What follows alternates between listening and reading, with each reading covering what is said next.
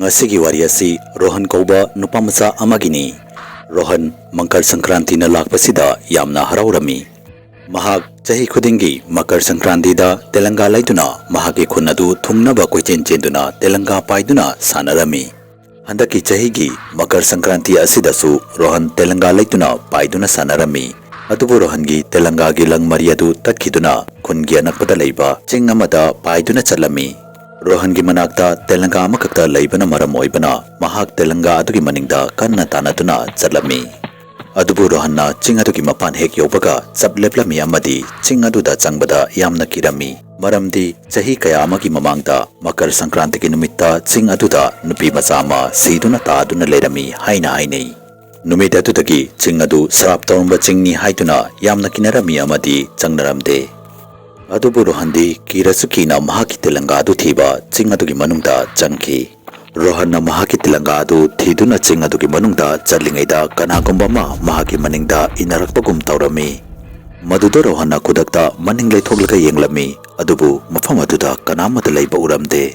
Adubu mahakna mahaki telanga adu upambi amaki mathakta panduna leiba urami. Telanga adu ubuda Rohan yamna haraurami amadi telanga adu bulautanaba upambi adugi mathakta kakharlami.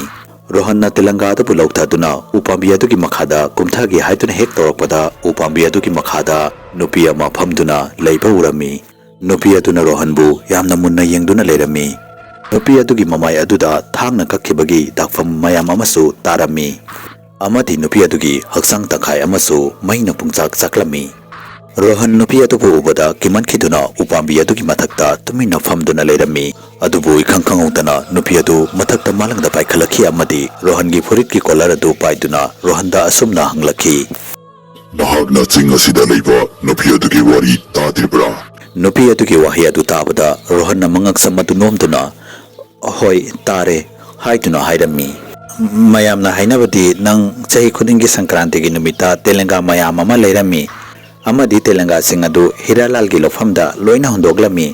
Hiralal na chahi kaya gi matungda sahardagi halakpada mahaki lofam asida plastic mayam adu ubada sauman khiduna nangbu pharga chinga sigi upambi amada telanga marina punchinduna mai thaduna hatokhi. Numit humni marini gi matungda Hiralal su mahaki bayimda siduna taaduna leiba phangnakhi. Mayamna hainabadi nangi thawaina laktuna Hiralal bu hatkibani. Asi kaktani aina khangise asidagi ahenba amata khangjade. Haiduna mukasu Rohanna haijaki. Rohan gi wahi singadu tabada nupi adu yamna saurami amadi Rohanbu makhada langtharami. Nupi aduna Mohanbu mahaki telanga gi mari aduna upambi aduda punsilami. Nupi aduna yamna sauna Rohanda munna yenglaga.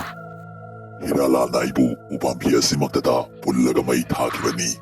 Adubu nangna hairiba wari singadu achumba nate. Hiralal hairiba nupasi industrialist amani. Mahaki industries dagi tholakpa amotpa chemical amadi plastic sing adu turen amadi lofam singda loina chentaraklami. Lomi singna low ubada turen amadi lofam singda chemical amadi plastic ngakta ngaibadagi low sing adu pumnamak loina sirami. Hiralal gi industry dagi chentarakpa chemical sing aduna aikhoigi low sing adu pumnamak sikhi. Low sing adu sikhi badagi aigi ibadu masa mathanta thauri yanduna sidoki. Mado pumnamak adu ubada aina Hiralal gi mayokta lepki. Adubu Hiralal na aibu chinga sida phaduna puraklaga upambi asida punsinduna mai tharga hatkibani. Amadi kunda chatuna nangna liriba wari singadu sandokibani. Numit adudagi aina industrialist amadi plastic pu sijanariba mi khudingmakbu hatkani haiduna wasakhibani. Nangsu mayam adugi marakta amani. Nangsu Hiralana sikiba adugumna hauzik siba tabani. Haiduna Bhoot nupi aduna hairaklami. Bhoot nupi aduna Rohan gi telanga adu makutta pairami amadi telanga adu bu segairami. Amadi Bhoot nupi aduna Rohan gi telanga adu plastic saba telanga nate chena saba telangani haibadu khangba ngamkhi. Mado upada Bhoot nupi aduna Rohanbu hatke toramba adu lepki amadi Rohanbu munna yengduna leptuna lerami. Bhoot nupi aduna adumna leptuna leringaida ikhang khangautana Rohan gi mamaga mapaga ching aduda Rohanbu thiduna laklami. ꯃꯈꯣꯏꯅ ꯃꯐꯝ ꯑꯗꯨ ꯌꯧꯔꯛꯄꯗ vote ꯅꯨꯄꯤ ꯑꯗꯨ ꯃꯐꯝ ꯑꯗꯨꯗꯒꯤ ꯃꯥꯡꯈꯤ ꯃꯈꯣꯏꯅ ꯔꯣꯍꯟꯕꯨ ꯎꯄꯥꯝꯕꯤ ꯑꯗꯨꯗ ꯄꯨꯟꯗꯨꯅ ꯂꯩꯔꯝꯕ ꯑꯗꯨ ꯎꯈꯤ ꯑꯃꯗꯤ ꯃꯈꯣꯏꯅ ꯔꯣꯍꯟꯕꯨ ꯂꯧꯊꯣꯛꯈꯤ ꯅꯨꯃꯤꯠ ꯑꯗꯨꯗꯒꯤ ꯔꯣꯍꯟ ꯑꯃꯨꯛ ꯍꯟꯅ ꯆꯤꯡ ꯑꯗꯨꯗ ꯆꯠꯈꯤꯗꯦ ꯑꯗꯨꯕꯨ ꯔꯣꯍꯟꯅ ꯑꯎꯕ ꯃꯤ ꯈꯨꯗꯤꯡꯃꯛꯇ ꯅꯨꯄꯤ ꯑꯗꯨꯒꯤ ꯑꯁꯦꯡꯕ ꯋꯥꯔꯤ ꯑꯗꯨ ꯂꯤꯔꯝꯃꯤ